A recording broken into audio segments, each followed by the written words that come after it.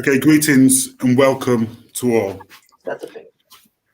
My name is Patrick Williams, and I feel honoured to have been asked to chair this important and timely event on behalf of Resistance Lab. Now, before we get going, Resistance Lab is a grassroots collective that uses education, technology, and research to find new ways to resist state violence. The work is an ongoing collaboration between scholars, activists, grassroots, community groups, working to confront state violence as experienced and endured across Greater Manchester. Now, we are committed to participatory democratic approaches that bring technology and data experts into partnership with anti-racist activists in order to find new ways to resist state violence and create a more just and equitable community. This evening's event marks the launch of the latest Resistance Lab report entitled A Growing Threat to Life, Taser Usage by Greater Manchester Police. Now, I say timely, as this report marks an urgent intervention, coming at a time when today our politicians and policymakers are moving to increase the powers of law enforcement agencies through the Policing, Crime, Sentencing and Courts Bill. Now, whilst at the moment we may speculate as to the potential harms written into this legislation or this piece of work, what is clear is that policing and law enforcement is experienced differentially by those who are poor, those who are economically vulnerable. It is experienced differently by religious and ethnic minoritized communities. It's experienced differently by those who have always been underprotected from state violence, and the usual suspects who are always over-policed. It's against this backdrop that Resistance Lab have organised the No More Tasers event. This evening, we aim to demonstrate how through collaborations, we can collectively surface the harms experienced and endured within our communities, and together build sites of resistance to counter the growing risk of contemporary policing.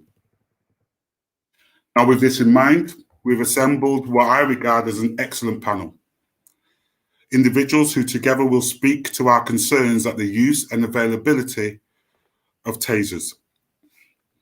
First, and what I want to do is introduce a panel, we will have Kerry Pimpler. Now, Kerry is a lead author of Resistance Lab's Taser report. She's a radical educator and scholar based at the University of Manchester. Her work focuses on anti-racism, social movements, and African diaspora histories.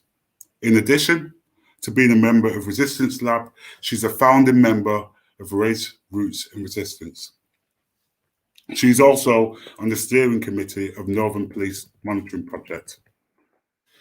Also on the panel is Kim Fall, they, them, Geeks, who is one of the founders of Geeks for Social Change. Kim is the editor and lead data scientist on the Taser report. They are a community activist with experience working with a wide range of campaign groups in Leeds, Manchester, and Nottingham.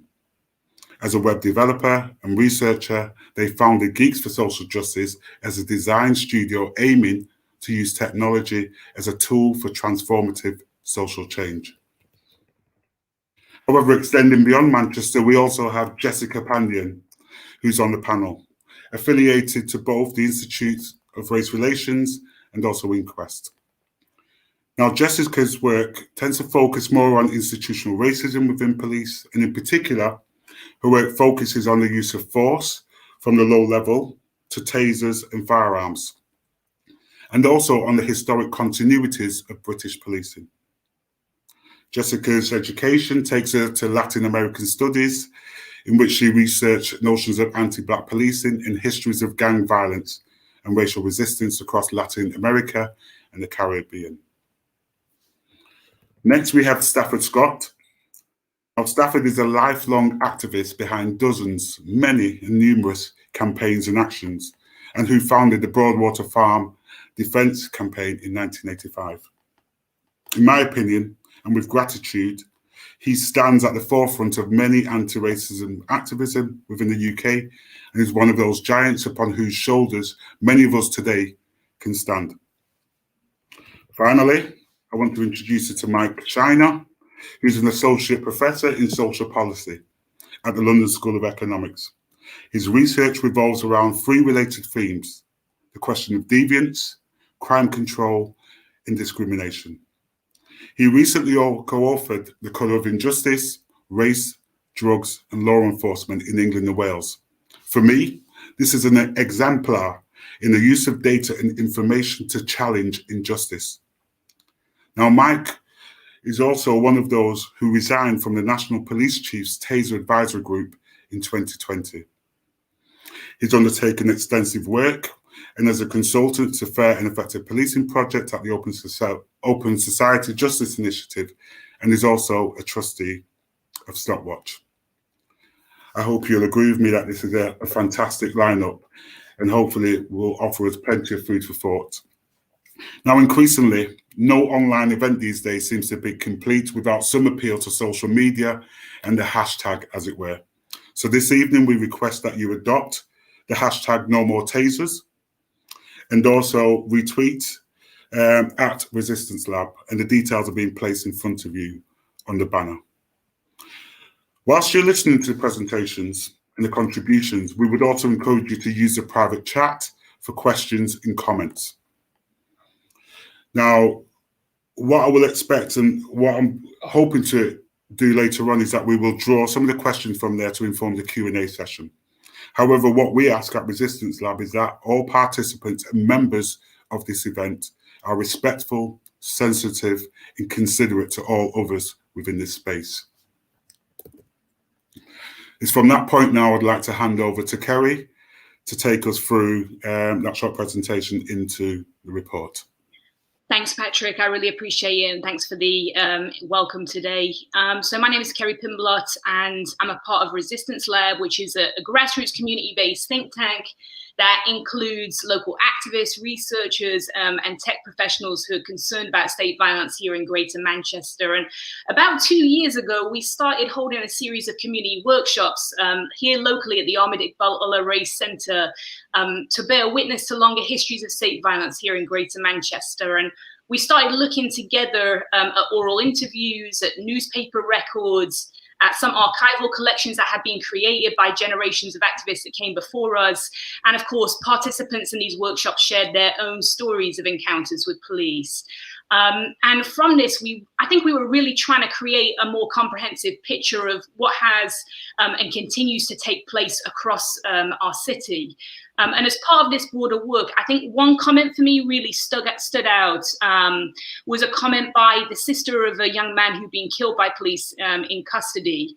And she encouraged us to pay closer attention to what she called patterns of police conduct at the local level, to hold space, amidst all of the reactive day-to-day survival-based work that so many of us are doing around state violence, to pay attention to what police are doing on the ground at the force level, and identify, expose, and challenge patterns of conduct that do violence to our communities. And so it was really that call from the sister that spurred, I think, us to publish our first report on the growing threat to life posed by tasers in the hands of Greater Manchester Police last summer. So a member of our team, Kim, is going to be on hand in a little bit to talk with folks about how we go about doing that work in terms of processing state level data. But I want to emphasize just at the very beginning of this presentation that first and foremost, our report was written in response to the stories of the victims of police taser usage here in Greater Manchester, who take center stage in the report that we wrote. So since their introduction in 2003, at least 18 people have died following taser use by police, and many more have sustained serious injury and trauma. These individuals and their families have in many cases fought protracted battles through the complaints process, through IOPC investigations and the court system to try and secure justice. And I think to alert us too to the real threat posed by tasers in the hands of police. And our examination of the Home Office's own use of force data showed that these warnings from victims and their families were not being heard. Tasers are being rolled out to more and more frontline officers, and their use has been increasingly routinized. In a period between April 2017 and March 2019, here in Greater Manchester, police oversaw a 73% increase in Taser incidents. And if we dig down a little deeper into that data, we find that during the same period, Greater Manchester police were disproportionately using the weapon against Black communities, with Black people in Greater Manchester subject to Taser use at nearly 4 times the rate of their white counterparts. The report also looks into other really disturbing developments at the local level in the terms of police Taser usage, including the use of the weapon against some of the most vulnerable people in our communities, including children and those with disabilities and mental illness. So Greater Manchester Police in that period that I just described reported 118 incidents involving the use of a Taser, whether discharged or not, against children perceived by the officer at least to be under the age of 18. And in 8 of those incidents, children under the age of 11 were targeted. So what emerged from this report was a sense of not isolated accounts of a few bad apples abusing their power, but rather a systemic pattern of police conduct in which violence and threats of violence are being normalized, often against some of the most vulnerable people among us. And the final section of our report is dedicated to telling some of those individual stories. And in each case, Greater Manchester Police was called to the scene by a friend, a neighbour, or a family member who was concerned about the mental or emotional well-being of someone close to them. And when the police arrived, rather than help the person in crisis, they further escalated the situation by drawing and firing a taser. And I'm thinking, most particularly here of the case of Michael Gilchrist, a 53-year-old Black British man diagnosed with autism and a learning disability who was repeatedly subjected to what a judge would later rule as unjustified, unreasonable and inappropriate use of force in the form of both a taser and CS gas following a mental health episode in 2014. In several such cases, the weapon's use was either so prolonged or combined with other underlying health issues, such as pulmonary conditions or epilepsy, that it resulted in serious life-altering injuries, trauma, and in the case of Jordan Begley here in Greater Manchester, early death. So following the report's publication, and this was last summer, Greater Manchester Police acknowledged our findings, but assured the public that the rapid growth in the weapon's use stems simply from an increase in the number of Greater Manchester officers who were Taser trained. Since then, Greater Manchester Police have argued in various public forums and in published use of force infographics on their website that Taser usage has stabilised and even declined. Those infographics we learned earlier today have now been taken down from Greater Manchester Police's webpage. However, in December, the Home Office published annual use of force data for the last year of 2019-2020, and it showed that Greater Manchester Police's Taser usage had actually increased by a further 7%. During that period, racial disproportionalities actually worsened, with Greater Manchester Police using Taser against Black people at 5 times the rate of their white counterparts. And Greater Manchester Police's use of the weapon against children and those with disabilities and mental illness continues to be routinized.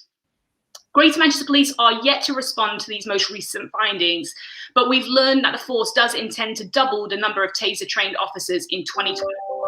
A move that will only increase the risks of future harms in our communities. And so for this reason, Resistance Lab is calling for the abolition of Taser, with some important first steps being the immediate halt of the rollout of the weapon to additional Greater Manchester frontline officers, and 2, to support ongoing national campaigns to ban the weapon's use against children and people with mental health conditions.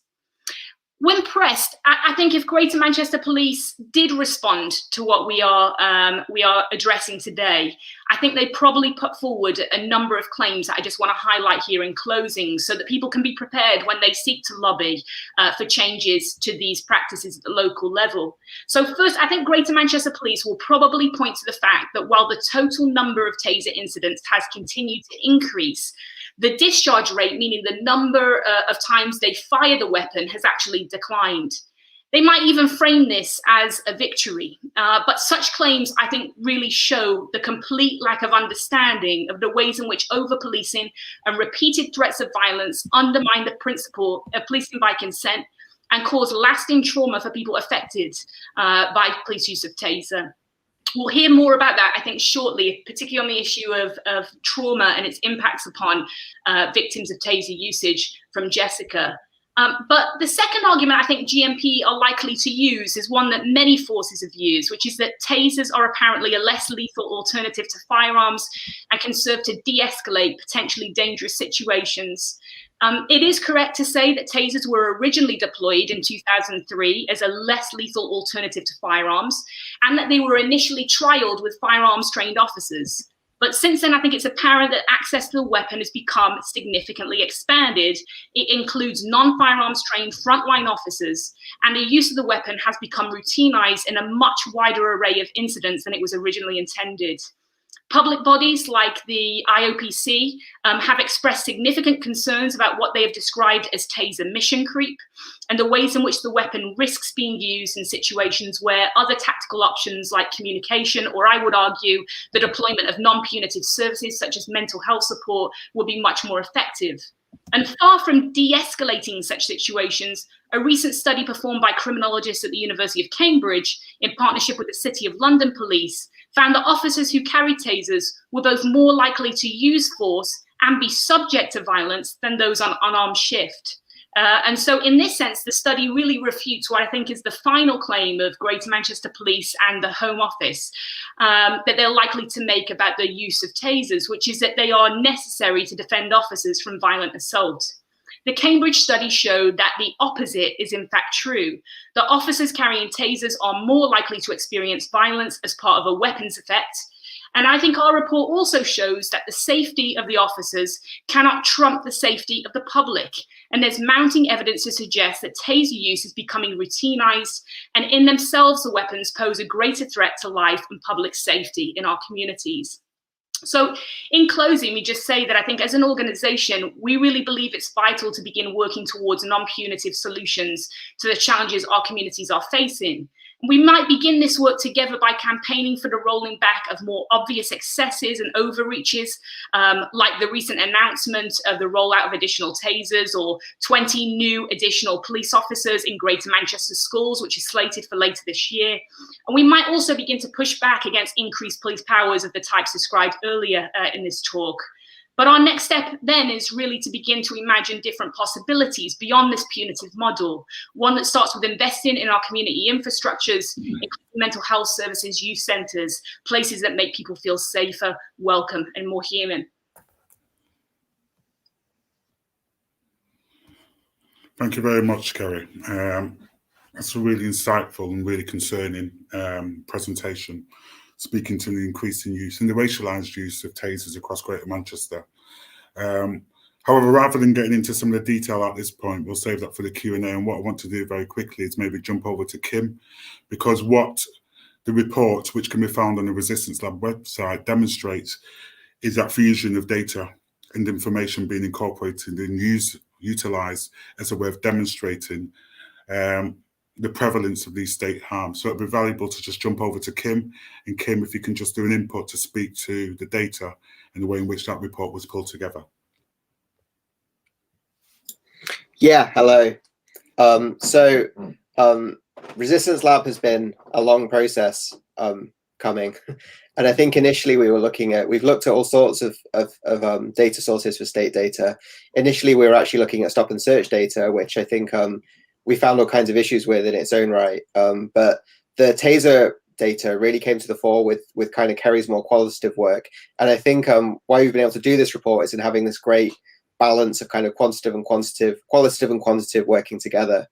So I think the predominant thing about anyone who looks at this data, which is all hosted on extremely unfriendly government websites in extremely unfriendly forms, is quite how disconnected it is. It's all in slightly different formats. It changes year on year. There's no real documentation onto the data itself and how it's changed. We often have to dig very deep into the guidance to find out exactly what people means and look at all sorts of representations. And it seems like they don't want you to join it all up, right?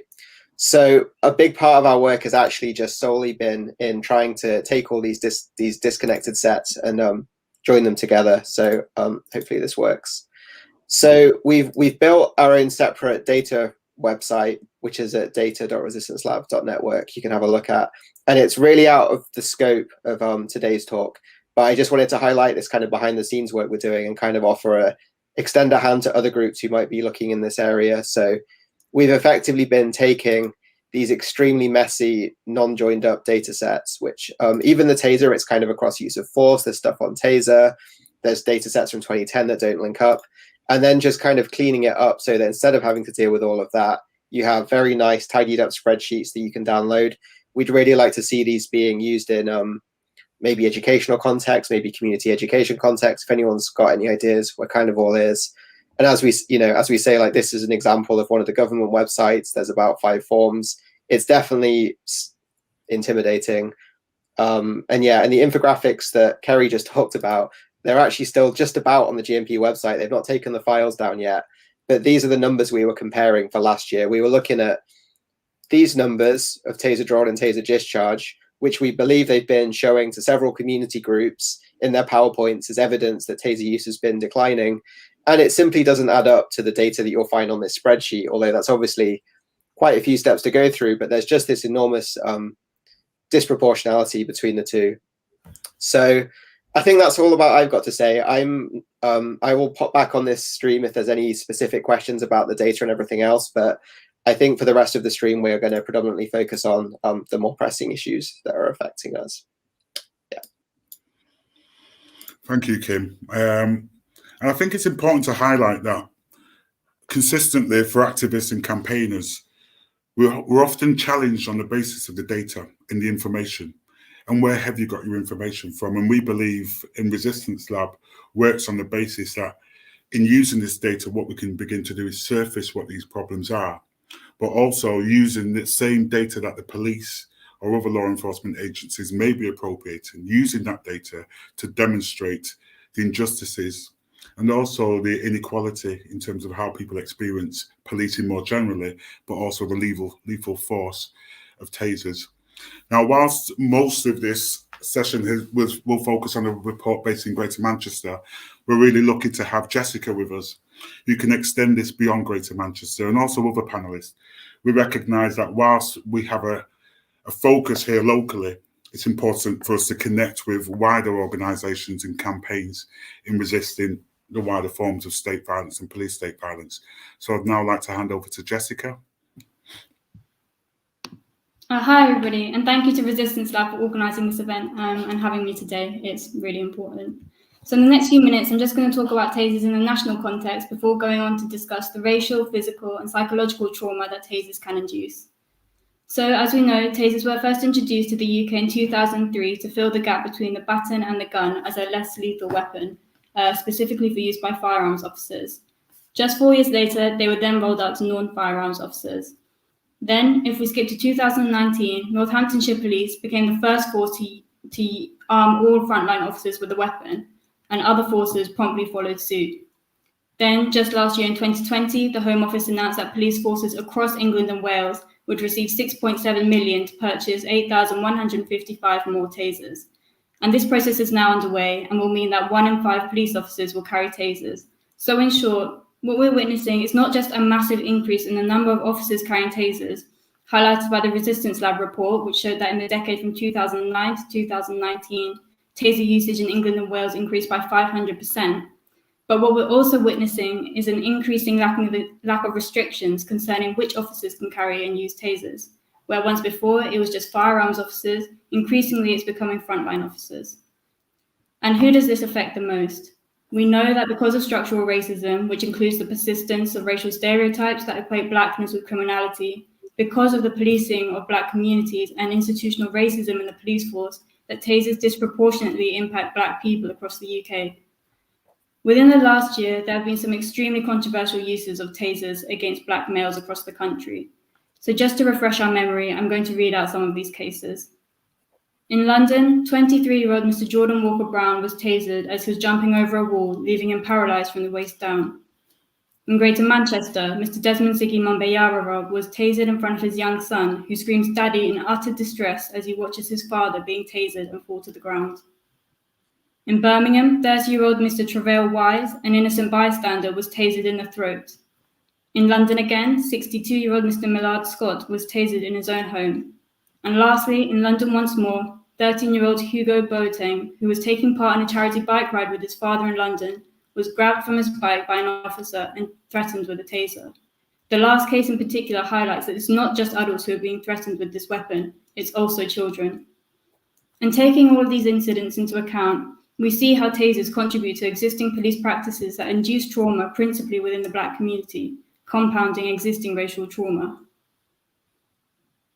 Kids of Colour, an organisation in Manchester that challenges racism, collected people's responses on viewing the footage of Mr. Desmond Ziggy Mambayarara being tasered in Greater Manchester in front of his young son. I'm just going to read out one mother's response now, which addresses the issues of collective trauma within the Black community. She said, "As a mother, I would like to say that it has really traumatized me.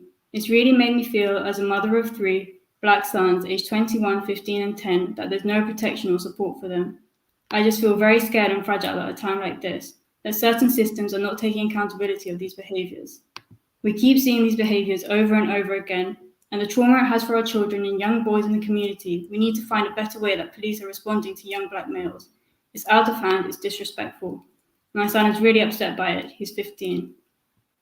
There's also been significant controversy over the growing use of tasers against those with mental health problems. In 2017 alone, tasers were used against mental health patients in healthcare settings 96 times.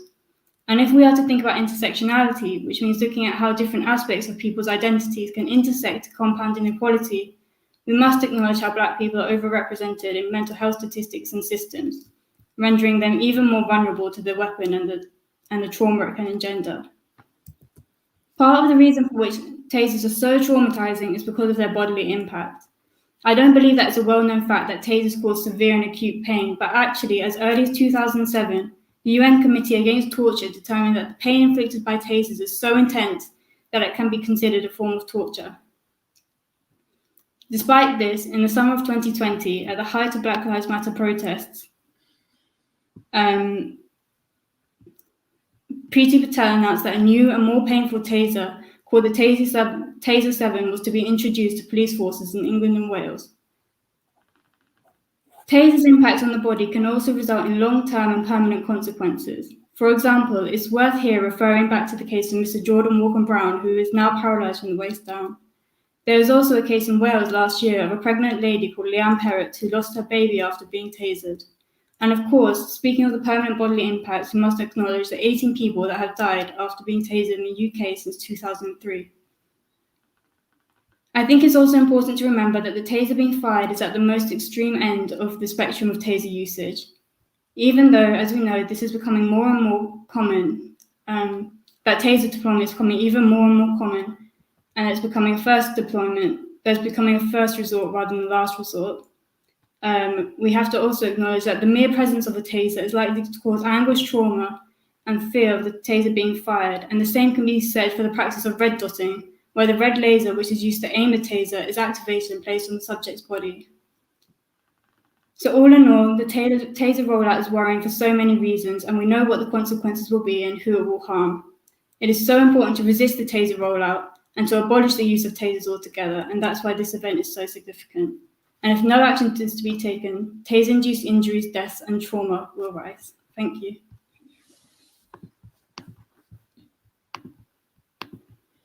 Thank you, Jessica.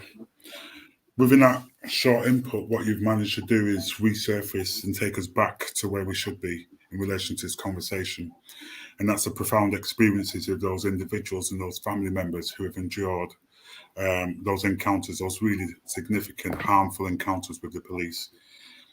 I'm also grateful for you to resurface and bring into the fore the question of racism in its institutional and structural forms. It's a really important point for us to hold to the front of this conversation as a way of demonstrating how taser use and policing more generally has that disproportionate effect on Black and brown communities. I guess it's with that in mind that it's really important for us to move towards our next speaker, an individual who has been at the forefront of a number of campaigns for goodness knows how many years, pushing forward the challenge around institutional racism, speaking truth to power, and almost providing a platform for many of us to continue and to discuss these issues and bring them to the fore. So without further ado, I'd like to introduce Stafford to speak to the group for 10 minutes. Thank you very much. Such a treat to have you here.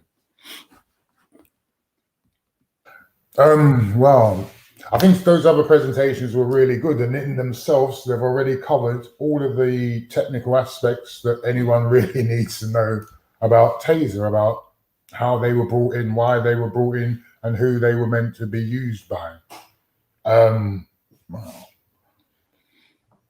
Jessica mentioned that a 62-year-old man in London got tasered. That 62-year-old man happened to be my brother. And I've passed the file. I'm not sure if it's possible for you to show the file so that people can see exactly what happened to my brother before I try to speak to it. Is that possible? Distancing, please don't touch me. Millard! Move now, please someone with a taser, move! What the hell? Please someone with a taser, stay where you are! Stay where you are! Please someone with a taser! Oh my god! Stay still, you okay? Listen to me. Are you okay? Can you hear me? No! Stay still, sir. They've tasered him! They've tasered him! Stay still. I'm not sure how well that showed and how much people could see, but that's the first time I've seen it since last year. I got tears in my eyes. I heard Jessica talk about people being traumatized. That traumatized me. That left me traumatized. Up until now, I am traumatized by seeing my brother tasered and almost killed. I went to do the bits of research on the Met website, and I just couldn't do it. And I was saying to myself, wow, what am I even going to come and say to people today? I mean, it's a great panel. I bring down the tone because I'm the only non-academic here. I come to activism, not because I'm an academic. I come to activism because what you've talked about has affected my life in so many different ways and so many different occasions that I came to activism because there's no other choice. But be clear, I've been out on the streets and all those. I hail from a place called Broadwater Farm in Tottenham.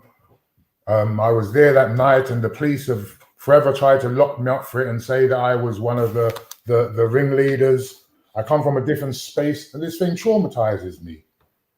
I wish you all well in this gathering of data, but I don't know what you're going to do with the data. I don't think people were recognizing and realizing what's really happening out there. We got this geezer called Boris as our prime minister. That person that people think is just this joke. He's this funny guy in need of a haircut, but he's a devil. He's brought into government with him somebody called Stephen Greenlaw. You ever heard of him? Used to be deputy mayor for policing in London. He's also brought with him Kit Malthouse, who he's now made minister for policing. You guys are researchers, and I'll tell you what these people are. They're that B word. They're the devils. They're bastards. They're the ones who created the gang matrix in London. That racist database that they created where they broke all privacy data and equality legislation, where they said that they were tracking down the most dangerous gangsters in London, and instead they've got a database full of the names of young black kids. Recently, we have forced the Metropolitan Police to remove the names of 1,000 of those young black kids. That's a quarter of those who were on the database, excuse me. A quarter of those who were on the database should never have been there. And these guys are the people who created it. They're now in power. And this is why the police feel empowered to behave as they're behaving all over the country. This is all over the country. This is policy. This is whatever their policy they've created in the College of Policing, all these new bodies that they've set up. In London, we used to have a commissioner of police who came from Liverpool, Hulk Hogan, Hogan Howe. That commissioner, I've never heard a commissioner of police apologize for the actions and behaviors of police as much as that commissioner did. The current commissioner, Cressida Dick, she doesn't apologize. She doesn't feel the need to apologize because she is supported by the team that I just told you about. The Matrix style of policing, and I'm sure, again, even though this is a Manchester audience, you must have been hearing what was going on in London last year during the lockdown. And that was all about the Matrix, ultimately, even though they weren't telling us. What they do to black people in black... What policing does today, in modern term policing, right, they police black communities.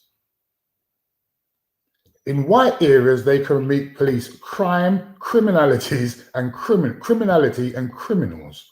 In black areas, they have this notion, gangs, and it's a free-for-all as to what they can come in there and do. And that's what we are suffering from. I don't know what it's like in Manchester, but in London, most of the use of tasers isn't necessarily by local officers. It's by officers in those task force, violent gangs task force, the gangs task force. These are the gung-ho, the violent reduction units. These are the gung-ho little kids that they wind up and send out there. I've told you I'm traumatized, right? I'm not playing, I'm traumatized. There is only one way to deal with these people. There is only one way to deal with these people. And data collection, I wish you luck, but who do you give the data to? And how do you ensure that they use the data effectively? The only positive use of data that I think we can make nowadays is to provide the data to frontline civil rights lawyers who will use the data to support individual cases going through the courts. This system is lost to us forever, I'm sorry. And again, you know me, Patrick, I try not to get too political. But there is no opposition to what is happening today. There is no opposition to what's happening today. You may have seen in London last weekend, another group of London inhabitants coming out and saying no justice, no peace, okay? And this is what happens in our society. What's that saying? They started with the socialists, and I didn't do nothing because I wasn't a socialist.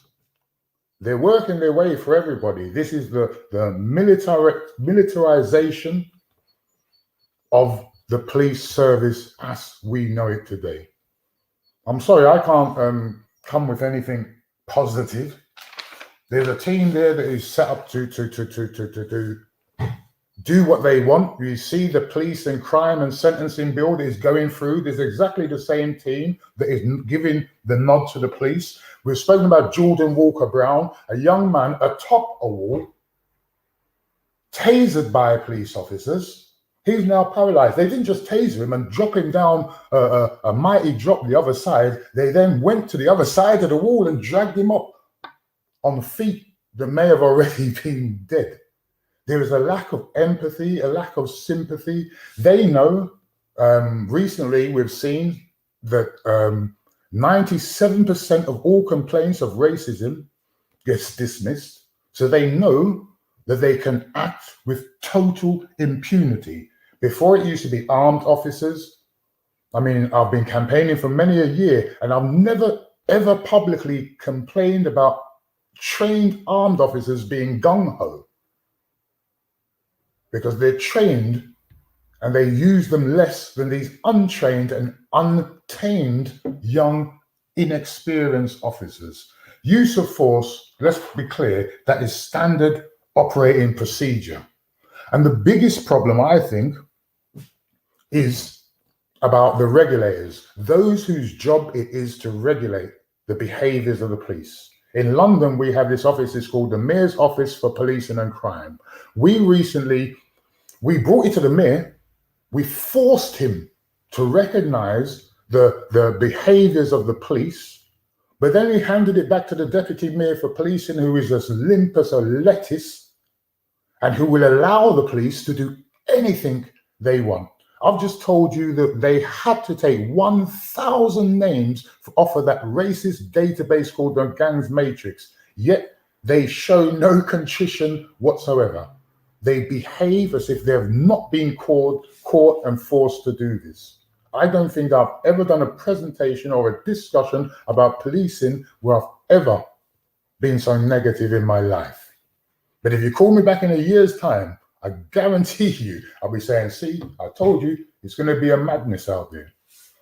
So guys, I wish you all luck in the world, but as I say, the data and the evidence that is collected could only be used, should only be used to attack them. It can't be used, or we shouldn't fool ourselves or consider that we can gather data and convince these bastards, excuse my French, to change policy as a result, because that is not happening. They have a plan. They're building bigger prisons, and who they don't tase and kill, they're going to fill the prisons with. They have plans, and we need to really recognize that.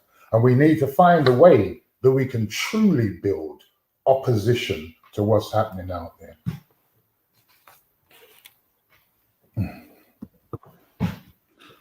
Brother Scott, thank you as always.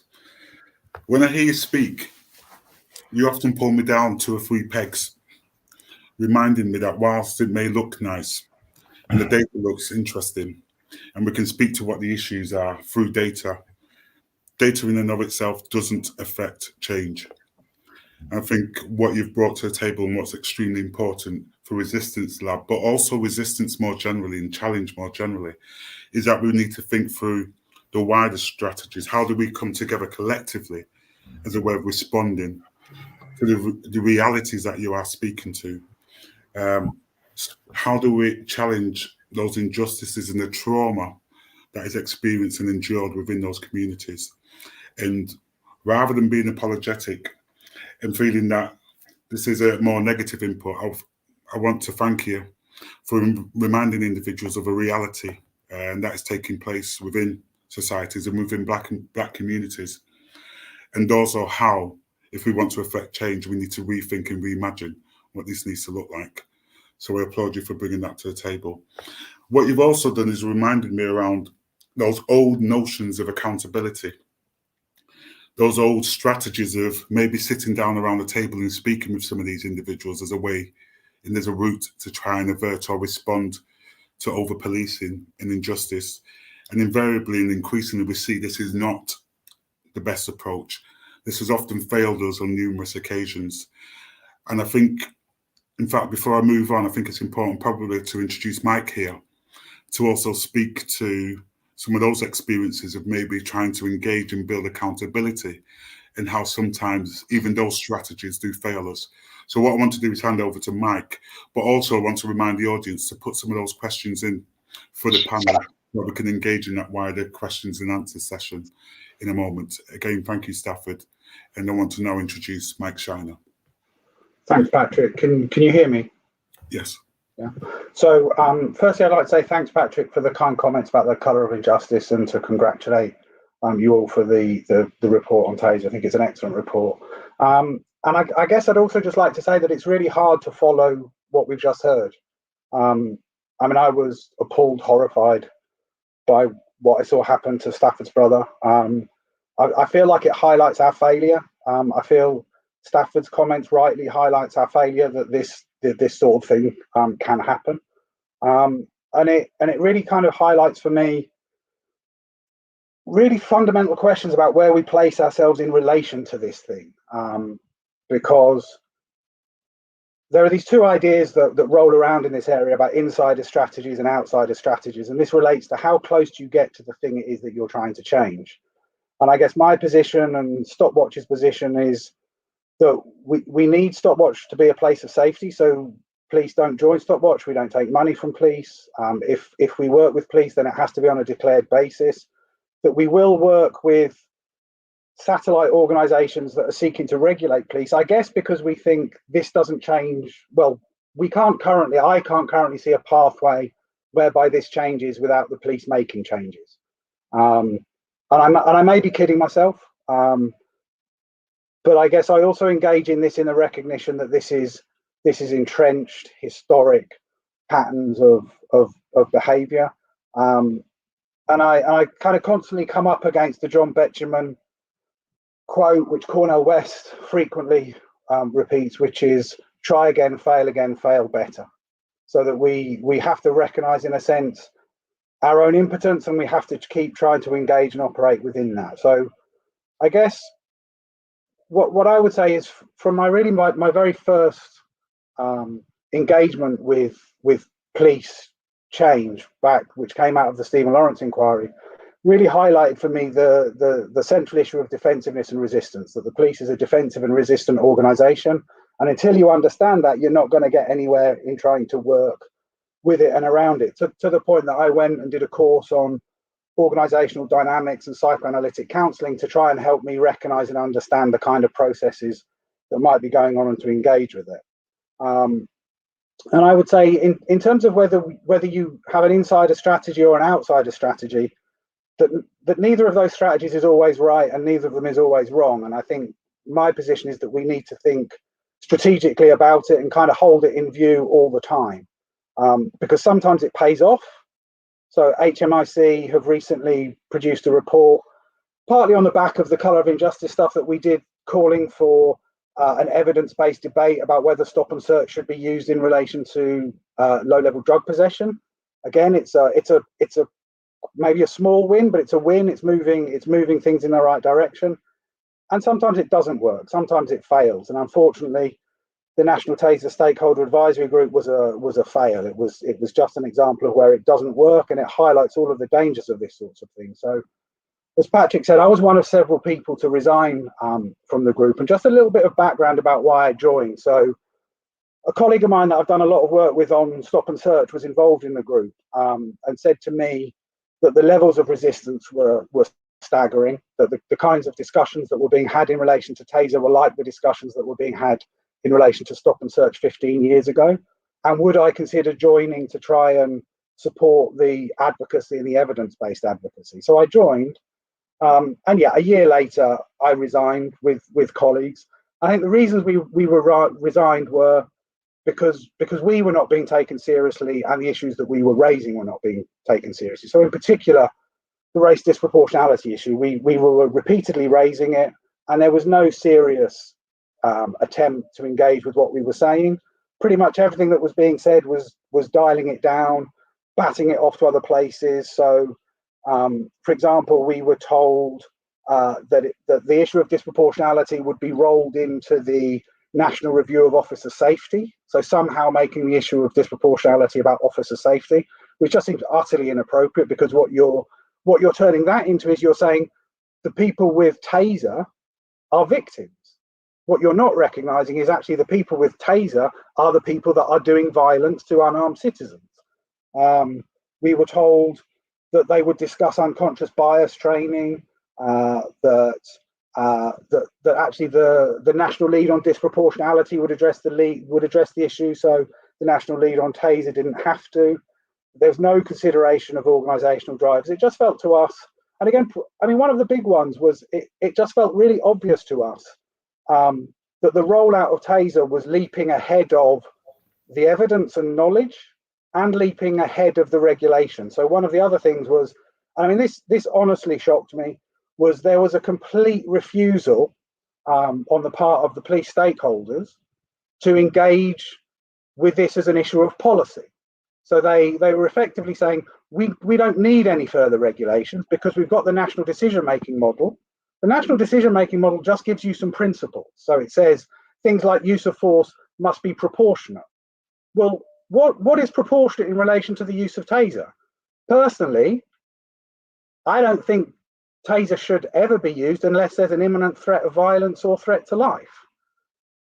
I've spoken to police officers who think, and Kerry or Stafford, I can't remember who it was that said that Taser was introduced between the baton and the gun. actually I've spoken to officers that think taser is a lesser use of force than a baton. Now so to say that there's no need for policy because ultimately individual officers are accountable to the court, when we know how reluctant the court is to convict officers for anything. And what that seemed to be saying was, basically it's the Wild West out there. If we leave it to the courts, we know the courts are not going to intervene, we know the courts are not going to convict officers, we're not going to engage it on a level of policy. It just seemed that the kinds of things that Jessica talked about, the kinds of thing that we've seen happen to Stafford's brother were inevitable, because the rollout was leaping ahead of knowledge and ahead of regulation. So one of the things that we were told is, we'll do research. Well, you don't do a national rollout before you've done the research. And there is an argument to say taser could lead to a reduction in violence. And if taser led to the reduction in the use of firearms, maybe that's a good thing. But actually what the evidence is telling us is that's not what, okay, so you've got an argument, but you don't have evidence. Because another argument is taser will trigger fight and flight responses in people. They will panic, they will be scared, and they will respond violently. And what the evidence we have from the City of London study is that appears to be what's happening, that the interpretation is much more in line with this is escalating violence, it's not de-escalating violence. One of the other things I've heard, really interested to hear what Stafford was saying about this, because I was speaking to an officer that was involved in training around taser, and what he said was that the way in which officers responded to it really varied depending on their role, and that firearms trained officers engaged with it on a very different level to response officers and proactive officers. That firearms trained officers saw this as a significant use of force and basically treated it like a firearm.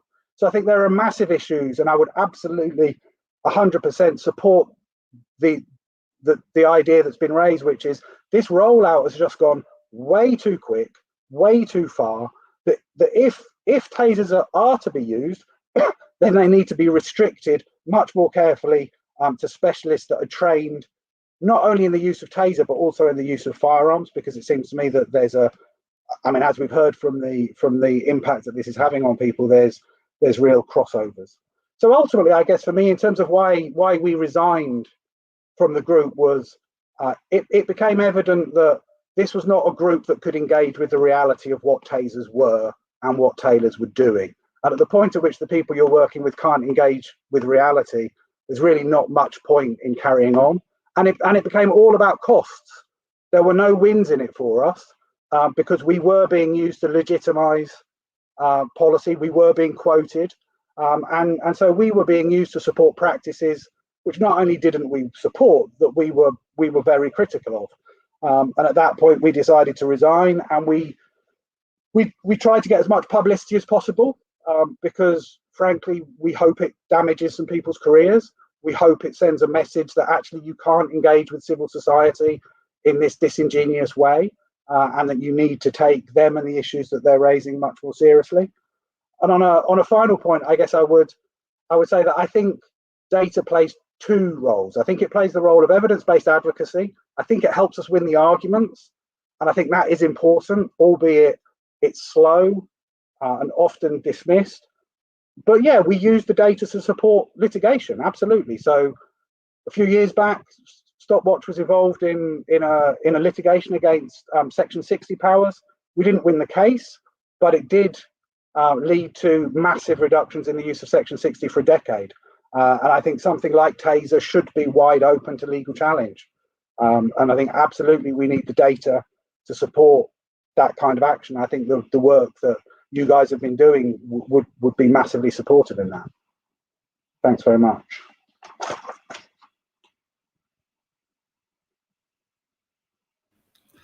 Thank you, Mike. Again, thank you for your honest reflections and that conversation about inside or outside and where we position ourselves in terms of campaigns. I think it's lots of food for thought and perhaps a point of conversation within the Q&A. I've noticed there are a number of questions that have been coming in. So what I will need is a couple of minutes to get my head around what questions have come in and what order I want to put them out there. But don't worry, if your questions come in and we've got enough time, then I will certainly try and get to him. The question of data has come up a couple of times, and before we get into some of the more meatier convos, there's something about the reliability and the validity of the data that's been raised.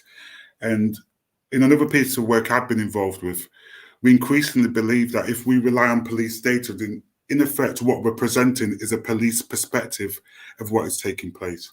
And we also think that's hugely problematic as well. So official data is a representation of police practice. Should we be using that as a basis? Is it valid?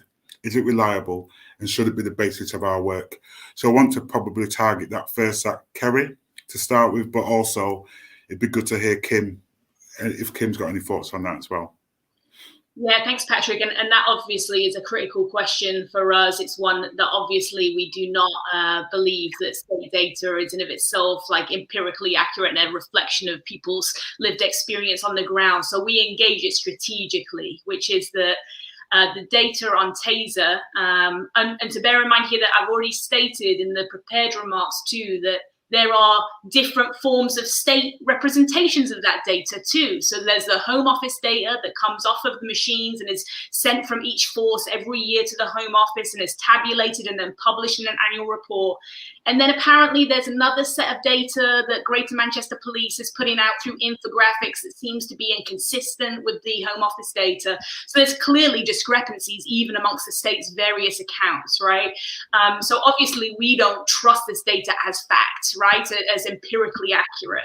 But I think where the data is useful for us is in holding police to account to the things that they are saying is happening on the ground, and to demonstrate by their very own data that they are engaging in practice that are racially disproportionate in terms of its impact on Black communities, to show that they have admitted to using the Taser against children and against people with disabilities. And in that sense, I think the data is useful as a vehicle for kind of exposing those kind of challenges and within the state's own practice and discourse, its own acknowledgement of that.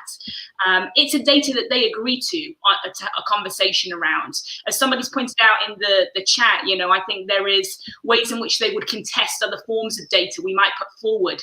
So we don't use it in isolation. We use it in conversation with other forms of data, meaning people's lived experience and personal testimony.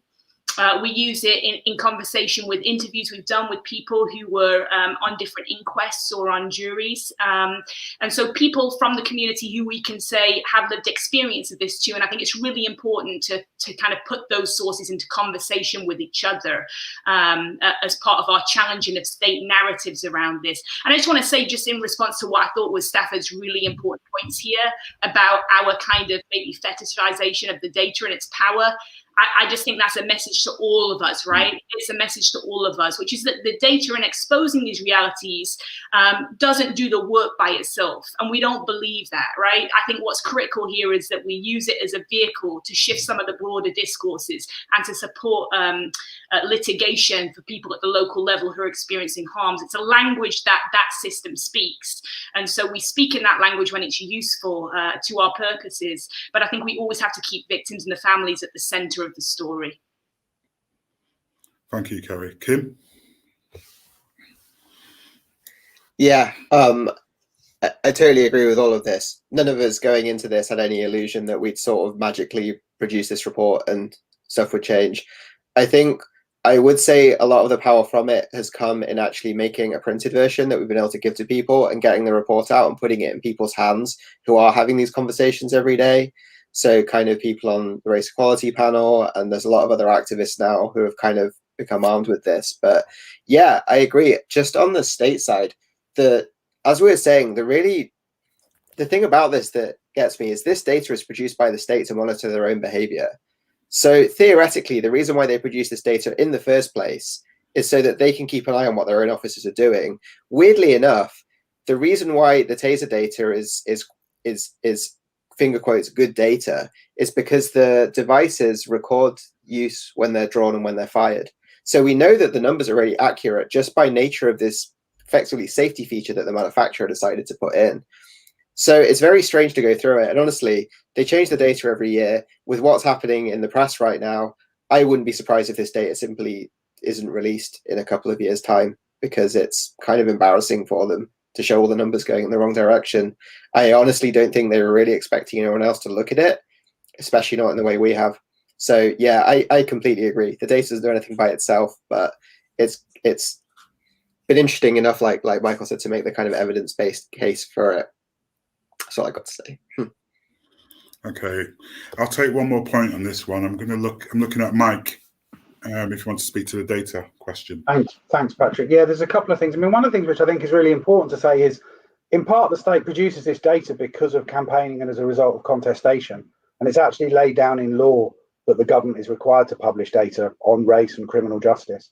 And I would also say, actually, as an advocacy point, it's a really powerful position to be able to say your own data shows that. And we're right to question the veracity of it. I mean, certainly, you know, we hear of reports of people being stopped and searched and not being given forms and it not being recorded. So it's not 100% accurate. No data ever is. It is subject to checks. And I would say that if the police and the state were being utterly Machiavellian about their data, the data would not show year on year for 25 years that police powers are disproportionate. And the data has shifted the debate. It's no longer possible for the police in the UK to say we are not disproportionate. If work that we've done, Patrick's done in other European contexts, that's where the debate is, because there's no data. So I think it has shifted the debate. Again, it's try again, fail better. It's all small steps. But I think the data is important. But again, absolutely accept the point that, look, the data is just a resource. It's as valuable as you make it. I mean, it's sitting there in Excel spreadsheets isn't doing anybody any favors. So it's about the use we make of it, I think. Okay. Thank you very much. Sorry, I just have one final point I remembered on this, which is we're still trusting the key thing that we put in the small print everywhere that constantly gets ignored. The data on ethnicity, the data on age, the data on disability is all officer reported. So the officer guesses the age of the person. And I think this is the most shocking for the data about under 11s, because that is a case where the officer thinks they're under 11. And as we all know, kind of like, you know, white officers tend to massively overestimate the age of black children and vice versa. So there's even more biases built into this. And I still can't quite believe that they're happy with officer reported age. That's where I lost it a little bit when I was going through this. Sorry, yeah, thanks. I think that this whole conversation is really interesting, particularly within the context of Greater Manchester Police now being in special measures. The fact that they've not reported on stop and search for the last 2 years, Greater Manchester Police. The fact that every time I look at crime reported figures, there's always a footnote to say that Greater Manchester Police's data and information is not available. So there's something quite interesting about what's happening there. Perhaps what may be happening is if you don't report the data, then there is no problem. So I wonder to what extent some of that is at play in this moment as well, and something that we can reflect on and think about. I just want to move us on a minute. I picked up a question. I've not got the name of the person who asked the question, but I'm going to read the first part of it, and hopefully this will indicate where we're going. It says, I am part of a local community-based police forum that advocates and supports increased use of Taser. This group is comprised of ethnic minority people and leaders. The police's records show Tasers are used disproportionately on people who look like the minorities represented, yet there is no lack of support. And the individual goes on to say this is very disturbing and distressing.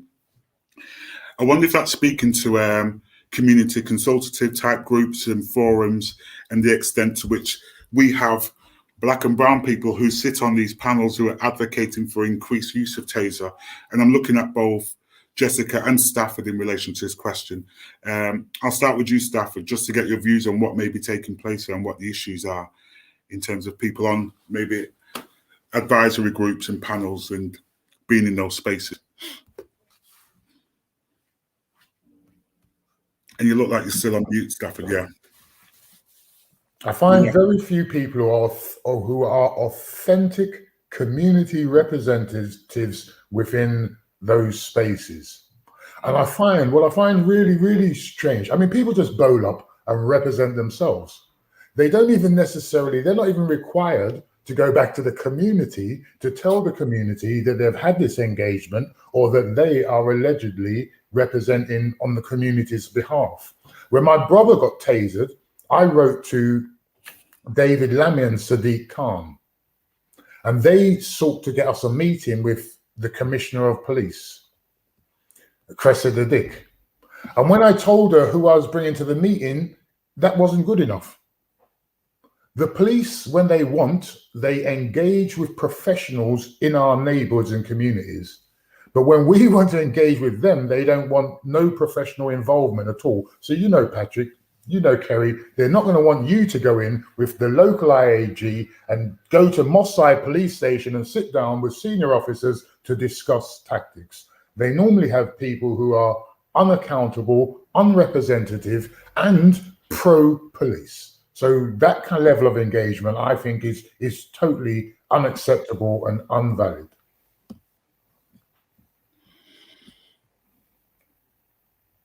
Jessica? Yeah. I should preface this by saying I haven't been part of any local community-based forums or anything like that, and I don't really haven't heard much about them. But I would just elaborate a bit on what Stafford said, and I would say that representation for the sake of representation is not always significant, unless you're anti-racist, unless you resist all types of oppression. That's when it starts to matter. But that's all I have to say on it, really. Can I just pull you up and just draw this out a little bit more with you, Jessica? And I'm putting you on the spot here, so forgive me if you need a minute just to think about it. Because there was also this question around some of those racialized tropes, and I know staff has made reference to the gang on a number of occasions this evening, those tropes that are used as a way of legitimizing the police incursion into our communities. But then the questions come in or comments come in that suggest, do you have any suggestions for resisting how coloniality is internalized and reproduced through some of those tropes, etc., and some of those narratives? And I wonder if that's something that you may want to pick up on. And I'm also looking at you, Kerry, as well, in case you may want to come into this later on. If anyone wants to go before me, please do, because it's quite a big question. Absolutely. Yeah. I'm not sure what the answer would be in terms of resisting colonial tropes. We know that these tropes are socially engineered, that the state deliberately does this in order to criminalize Black communities. I'm not sure.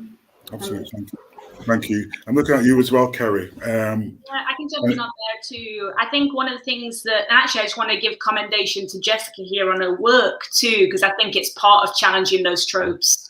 So I think for me at least, and people may have different views on this, but what I'm really interested in using this data, relating back to the last question, and using personal stories particularly, is to challenge dominant state narratives around police violence. And, you know, I used to live in the United States until about 3 years ago. And, you know, the way in which police are thought about in the United States is quite different in various communities than it is here. You know, there's been real work done that's gained some degree of consensus around policing and violence.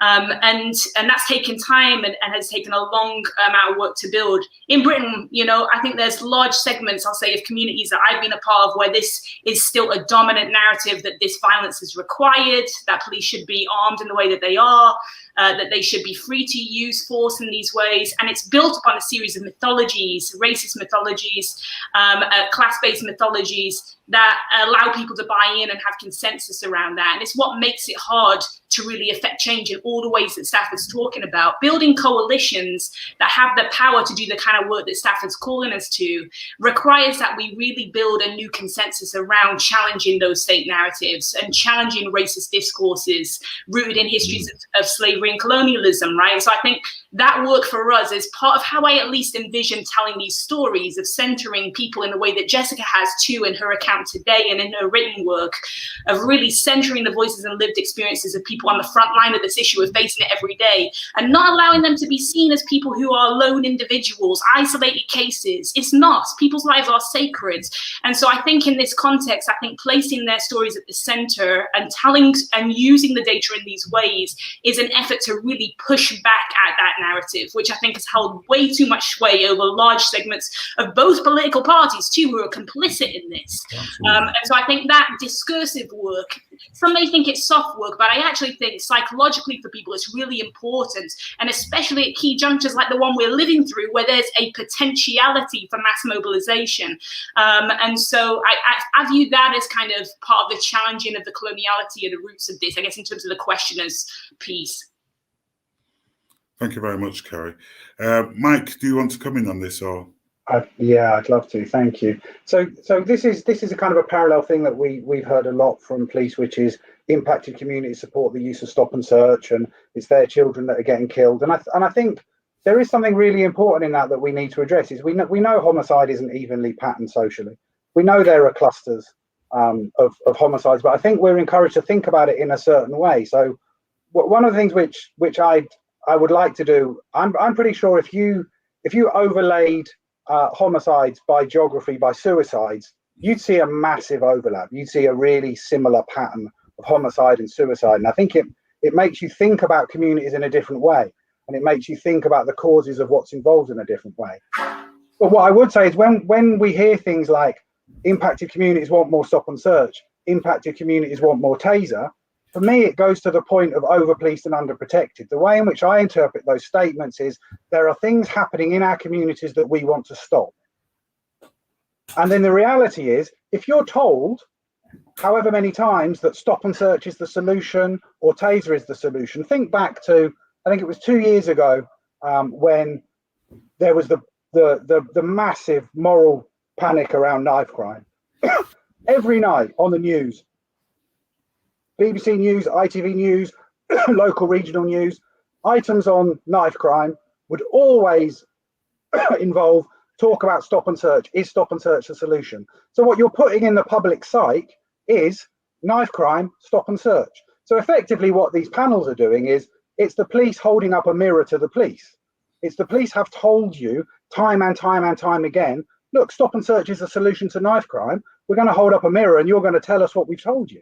So I think the key way in which we think about those, and it's a serious challenge, is there are things happening in impacted communities that people are desperate to see stopped. So I think what we need to make the point better is these things that you're being sold are false solutions.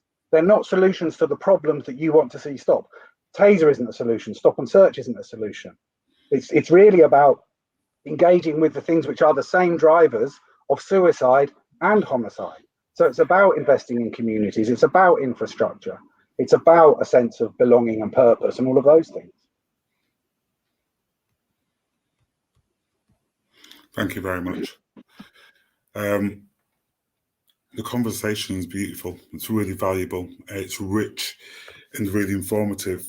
I'm just caught in this moment, just reflecting on all the things that have been said, and really appreciate sharing the space with you all. I guess there's another question I'd like to pose, maybe to the panel more generally. It's that notion around a sense or a perception that there's been a shift as a consequence of the whole BLM movement. It's a question that's come from the audience, and the extent to which we think this may be a moment within which we can begin to really mobilize around taser use and more broadly harmful policing practices and racialized policing practices. I'm just wondering what the panel thinks in relation to that question. So to what extent does BLM in this moment contribute to notions of resistance around taser and policing more generally? I'm looking firstly at Stafford.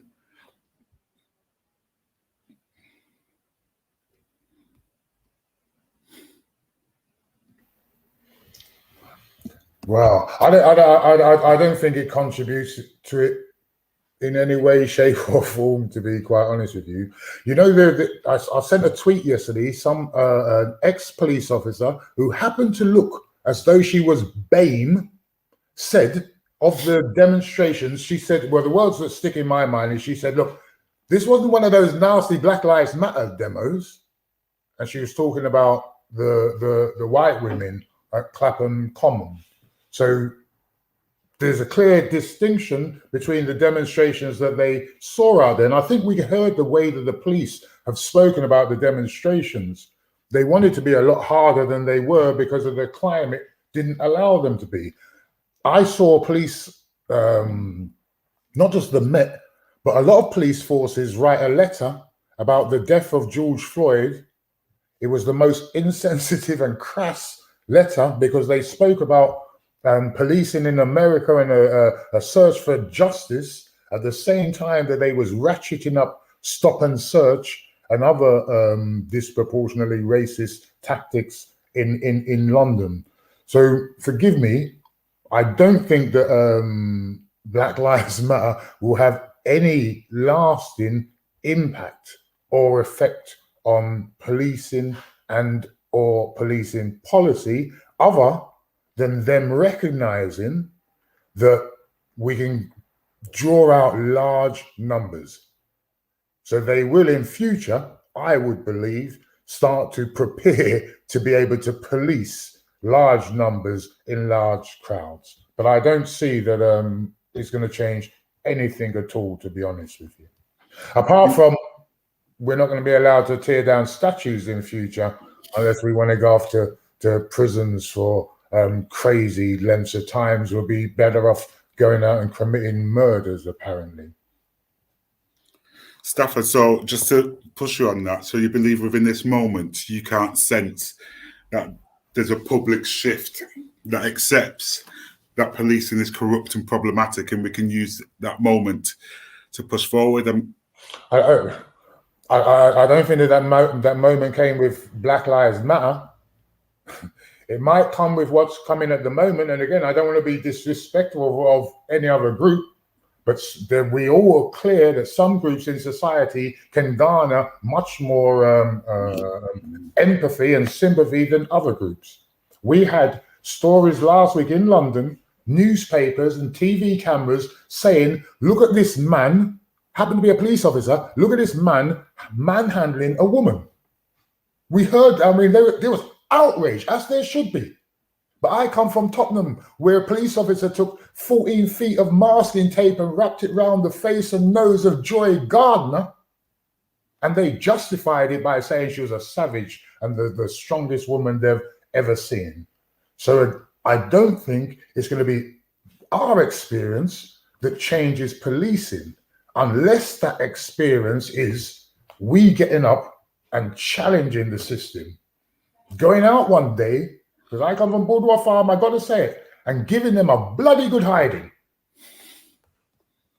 Because unfortunately, I'm being serious here. Unfortunately, I said earlier on, the officers who are causing most problems out there are the young, gung-ho ones. They joined the force 5 or 6 years ago, 3, 4 or 5 years ago. They weren't there in 2010. They haven't seen what happens when a community comes together. So they believe that they're the power, that they're the judges and they're the beginning and the end it all. And they need to be taught lessons. And I don't think that the system ever teaches them lessons. And I don't think what we saw the other day comes anywhere close to it. I'm sorry. Thank you, Stafford. Jessica, do you have any reflections on the BLM moment and the extent to which it contributes, opens a gap within which we can pressure around taser usage and policing more generally? So I definitely hear what Stafford is saying. We're definitely living in very fragile times and there are still so many issues. But what I do think has changed potentially is that people are talking about abolitionism. Before it was a very radical idea, but now it's becoming more normal. People are really harnessing the idea and really beginning to imagine a world where we can defund the police and where we do start investing in communities. And I think that's really, really important. We're seeing that can actually be done on a practical level, and that abolitionism isn't just about dismantling and tearing down, but it's also about building and creating something better. So I think that's really important. And Kerry might want to talk a little bit more about it because we're both part of the Abolitionist Futures Forum. We've been exploring those ideas a bit more. Yeah, we've been working together at Abolitionist Futures Network, and I just do think, and just to reiterate Jessica's great points here, is that I completely hear what Stafford's saying, and I too am cynical about the prospect of changing to policing practices. And I'm still very wary with Black Lives Matter of the ways in which, even though many who are working on the front line of these issues on the ground are very tuned in to local dynamics and the ways in which policing operates here in the UK, there's a broader tendency still within UK population in general in the media to deflect onto the US in the way that Stafford's talking about. And it creates a real challenge discursively for us, which is why it's so critical to amplify the voices of people experiencing this in the UK so that we can't deflect any longer.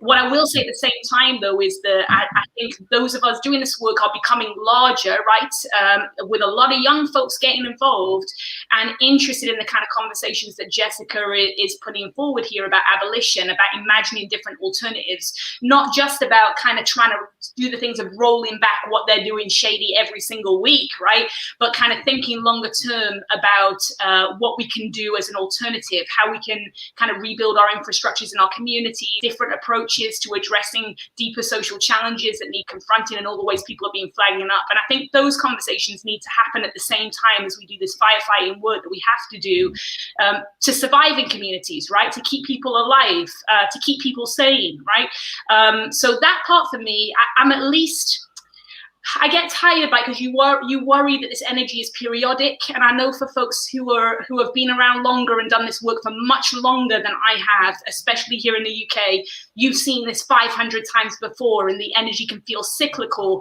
and not committed and not rooted always in lived experience, which is different, right? It is different, and we have to acknowledge that. But I will say that it does give me some energy sometimes too, to think that there may be a generation of people coming through here who want to have a real conversation about doing things differently in the years to come. And I'm in there for that conversation. I need to be educated on that front. And that's where I hope we're going, as well as continuing this important survival work.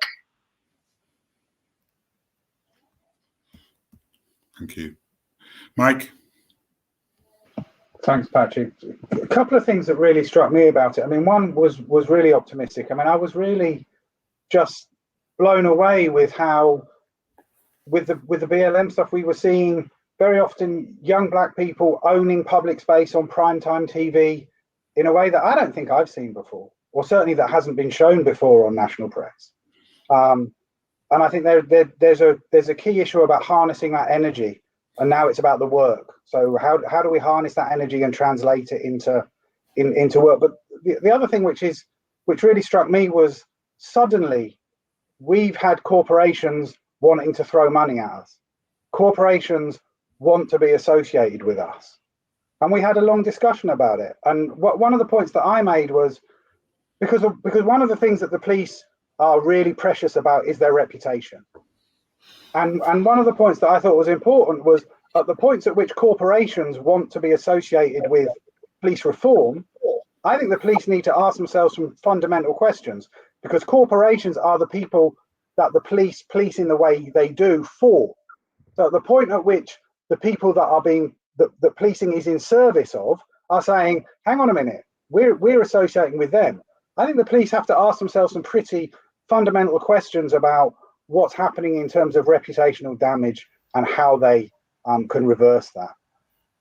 And I think the BLM movement has highlighted that in such a powerful way. There's part of me looking at the clock and seeing it moving towards 25 past. But Stafford, you know, if you put your hand up, it's really difficult for me to say no, because I know you'll get me next time. So I'll give you 1 minute just to, and I don't like even suggesting how long I give you to speak, but you can come back. I'll be really closing. Okay, thank you. I'll be really quick. I mean, for me, the BLM demonstrations actually said to this system, yo, you guys ain't that bad. What you did to Duggan ain't that bad. Look what they did to George Floyd. The BLM movement said, yo, what you did to Rashan Charles, which is exactly the same as you did to George Floyd, was okay because you told us afterwards that he was a little drug pusher. The companies, that's PR. I'm sorry, that's PR. If the companies want to make a difference, let me see one board chairman resign and give me the job to come and come and fix up the rest of the company. That's PR, man. We have to keep this real. They can put out a little bit of money. You might have got money, Mike. I didn't get no money. I didn't get no money, and no disrespect. I'm radical. Can I come for some? Hey, I want to know if I can come for some of the money. Can I just clarify? The point, and I know I can say this, the point wasn't the money. The point was at the point at which corporations want to be publicly associated with police reform, that raises some big questions for the police. That's my point. And you're right. You're right. Okay, it's PR, but PR kind of matters, right? Michael, Stafford, thank you. And I really appreciate the tone of the conversation. It's definitely one that I'd love to continue with you both. That whole IRL thing, I can't wait to see you both so we can continue that debate and conversation. I'm going to move towards close. Sorry, Kim, I know you had your hand up, but want to move towards closing this. And I guess what? I had a final question for the panel, and it was going to be, what do you want the public to take away from this session? However, I'm not going to ask that question now. I guess I'm going to leave that to those people who are involved, the members and the audience, to take that away themselves and answer that question. What I'm struck by and what I'm holding on to is a point you made earlier, Stafford, around that sense of trauma. I'm feeling traumatized, and I'm thinking about your brother here in this moment. And I'm reflecting on the stories that Jessica told of individuals who have lost their lives to, but individuals who have felt the taser. And I'm thinking about Kerry's work here, where she spoke again about those key case studies in Manchester where individuals felt that the fatal force of the police. And for me, on reflection and listening to what everyone's spoken about, the conversations around data and BLM almost becoming consequential to that sense of vulnerability I feel as a black man within the UK. That sense of knowing that I can be and I'm at increased risk of harm and violence by the police, that my children and their children are at risk of violence by the police, and those communities who are subjected to this, and that the data doesn't even represent that vulnerability, that fear, that trauma that is experienced on a daily basis within our communities. So if there's something that I believe we should be leaving with, it's that notion of, rather than clamoring for the solutions, recognizing and reflecting on that notion of trauma and vulnerability, and then how do we come collectively and collaboratively together to work towards responding to and challenging that injustice of policing. And I think that's possibly the best place to leave that, if the panel agree with me, and then we can bring the meeting to a close. Yeah, thank you, Patrick. Thanks very much. Cheers. Can I wish you all a great evening? Reaching to Resistance Lab for support. Equally, we're willing to support. We also support other organisations. This is not just a Greater Manchester thing, it's also a national thing. Thank you for being a part of this, and look forward to seeing you all soon.